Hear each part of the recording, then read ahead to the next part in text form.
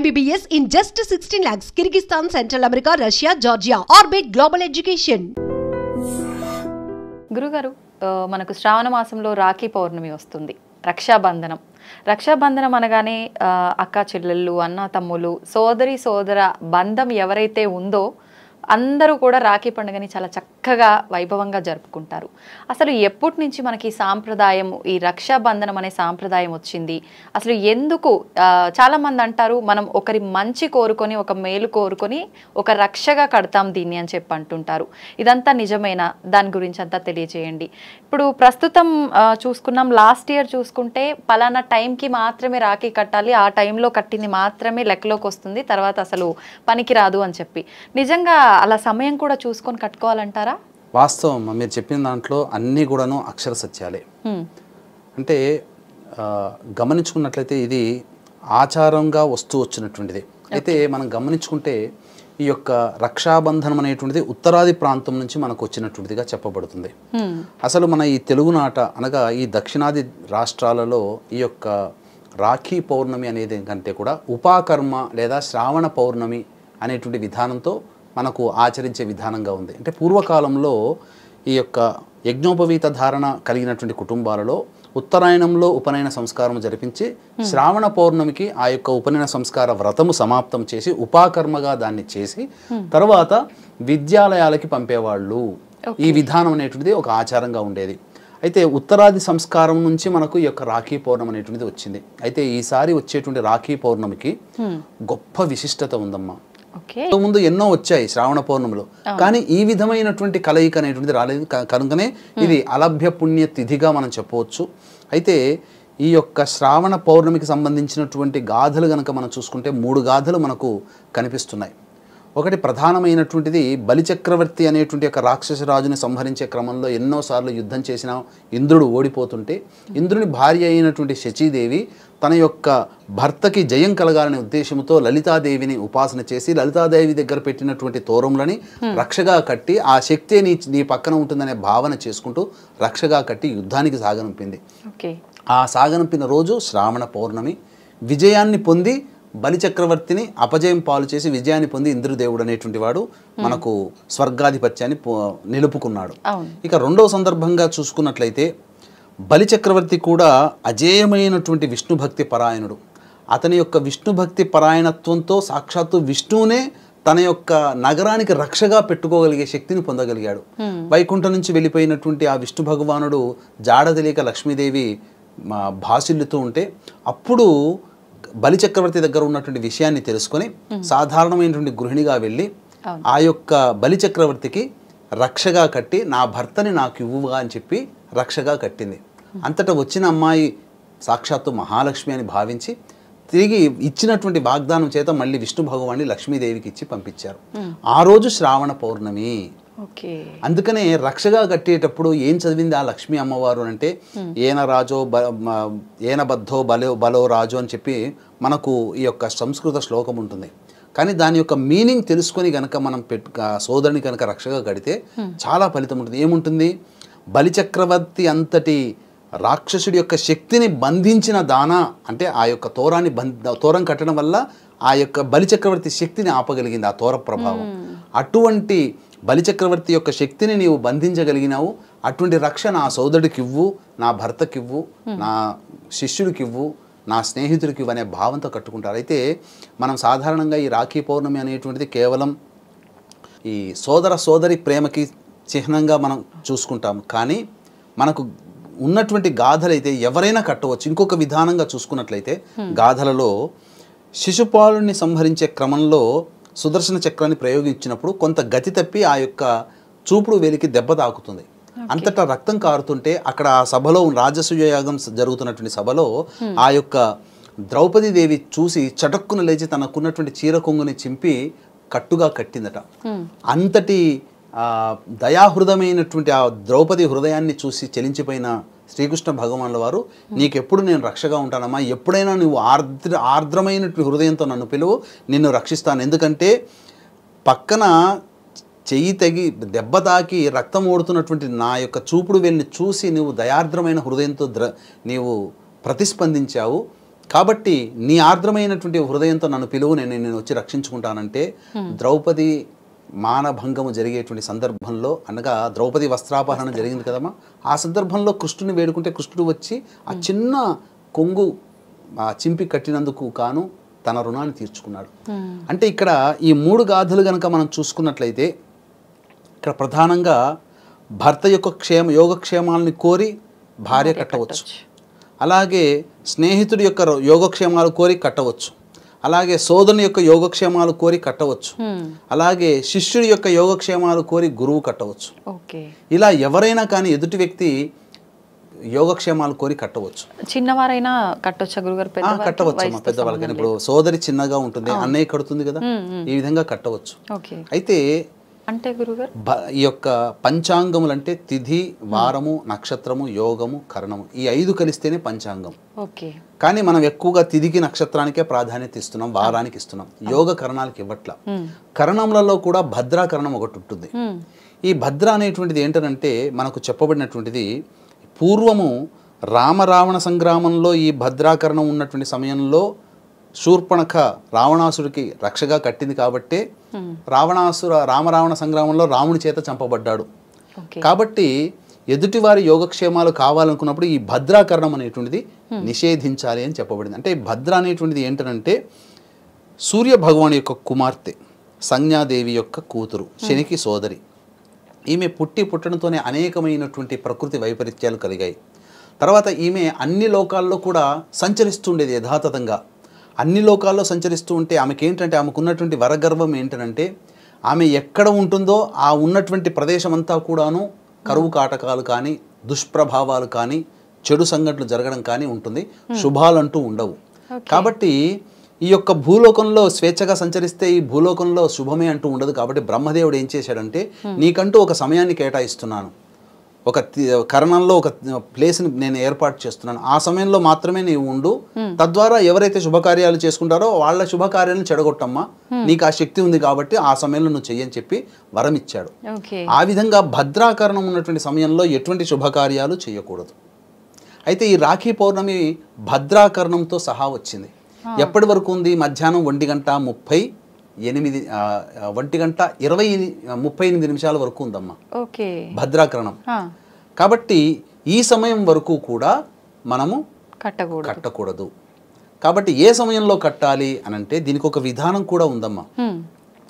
కాబట్టి ఆ రోజున దుర్ముహూర్తము ఉదయం 12 గంటల చిల్లర నుంచి 1:15 వరకు ఉంది. మళ్ళీ తిరిగి 3 గంటల 3 నిమిషాల నుంచి 3 గంటల 54 వరకు ఉంది దుర్ముహూర్తం. కాబట్టి కట్టకూడదు. భద్రాకరణం ఏమో 1:35 వరకు ఉంది.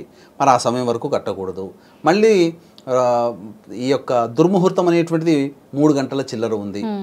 3:15 నుంచి 3:54 వరకు ఉంది. మరి ఏ సమయంలో కట్టాలి అని అంటే దీనికంటూ కూడా మనం శాస్త్ర ప్రమాణాన్ని అనుసరించి కొంత సమయం అనేటువంటిది తీసుకున్నాం. ముఖ్యంగా హోర బాగుండాలి, ఆ కట్టే సమయానికి లగ్నం అనేటువంటిది చాలా చక్కగా ఉండాలి, అంటే అష్టమ శుద్ధి అనేటువంటిది ఉండాలి. దీనికంటూ కూడా ఒక విధానం ఉందమ్మా.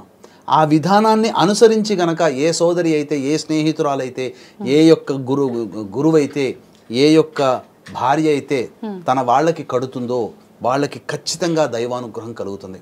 కాబట్టి దైవానుగ్రహాన్ని అందించే విధి విధానాన్ని మనం తెలుసుకుందాం. ముఖ్యంగా వీక్షించేటువంటి ప్రేక్షకులకి ఈ నెల 17వ తారీఖు రోజున, 31వ తారీఖు రోజున శని త్రయోదశులు ఉన్నాయి. కాబట్టి సంధ్యా సమయంలో సాయంత్రం 4 గంటలకి ఈ యొక్క సంబంధించి మా పీఠమాధుర్యంలో వృషభ, మిథున, కర్కాటక, సింహత్తుల, వృశ్చిక, మకర, కుంభమీన రాశిలో జన్మించిన వారికి శనిదోష పరిహారార్థమే శనీశ్వర హోమం, అఘోర పాశుపత మంత్ర హోమంతో పాటు విద్య, వివాహ, ఉద్యోగ, దాంపత్య, అనారోగ్య సమస్యల నివారణకి 18 రకాల హోమాలు కేవలం 1500 రూపాయల రుసుముకి చేయించడం జరుగుతుంది. అలాగే ప్రతి నెల మా ఆధ్వర్యంలో జరిగే కార్యక్రమాల్లో మీ కుటుంబ సభ్యుల గోతనామాలు నమోదు చేసుకోవచ్చు. అవకాశం ఉన్న వాళ్ళు కార్యక్రమ తదనంతరం కాంటాక్ట్ చేయవచ్చు.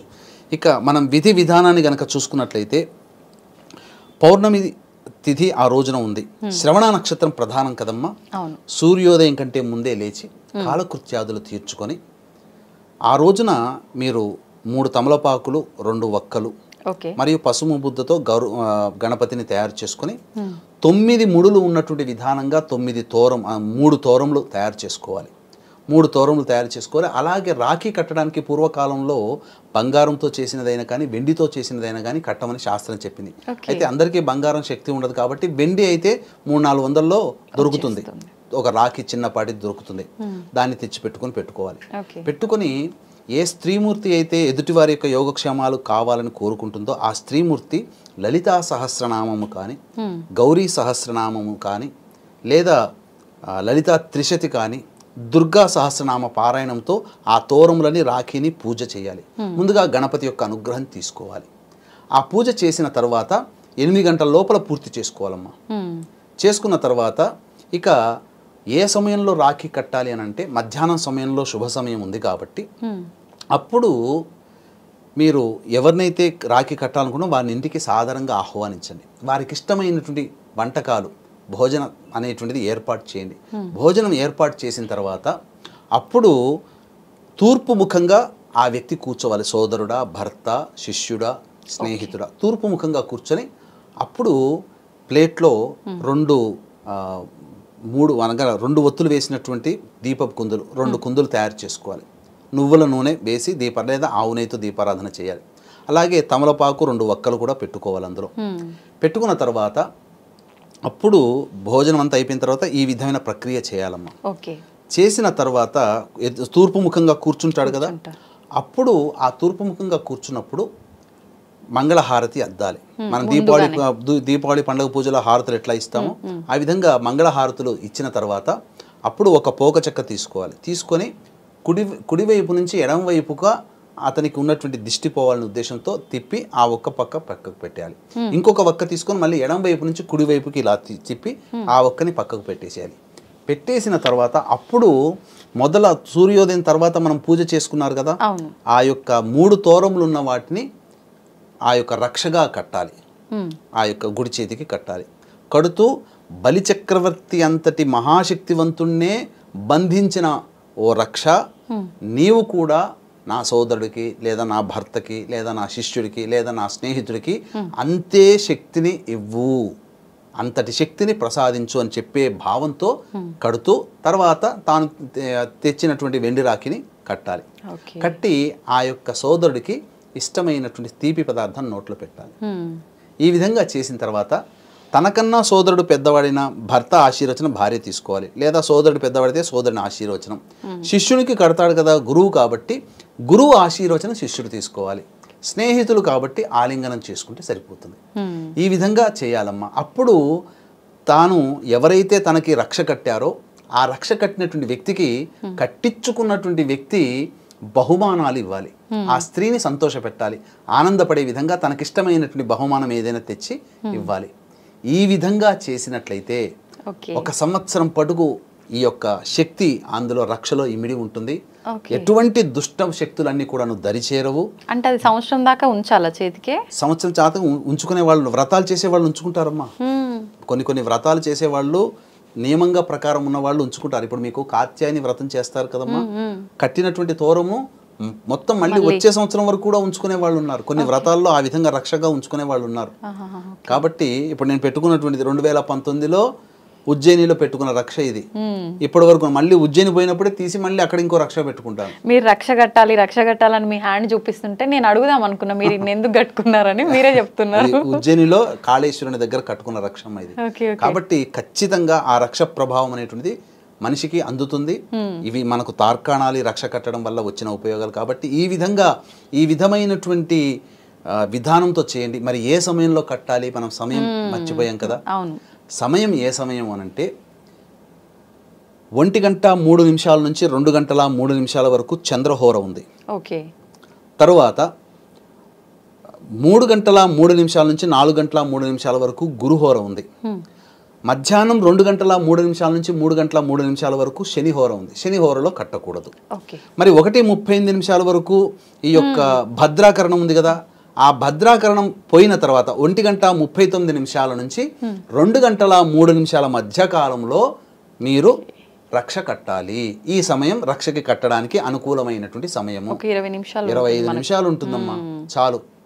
ఆ 25 నిమిషాల్లో అందులో ఆ సమయం చంద్రహోర, పౌర్ణమి చంద్రుడికి సంబంధించిన తిథి, అలాగే సోమవారము చంద్రహోరలో కడుతున్నారు.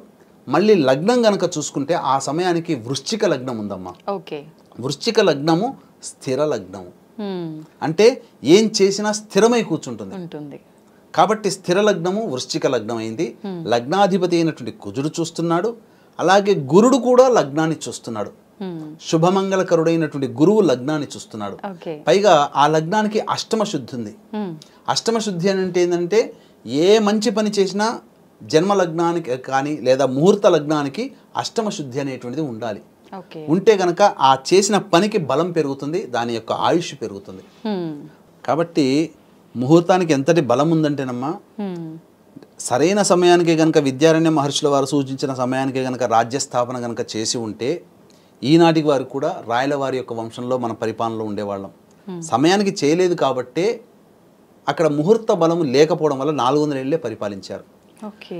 కాబట్టి ముహూర్తానికి అంతటి గొప్ప ప్రాధాన్యత అనేటువంటిది ఉంది.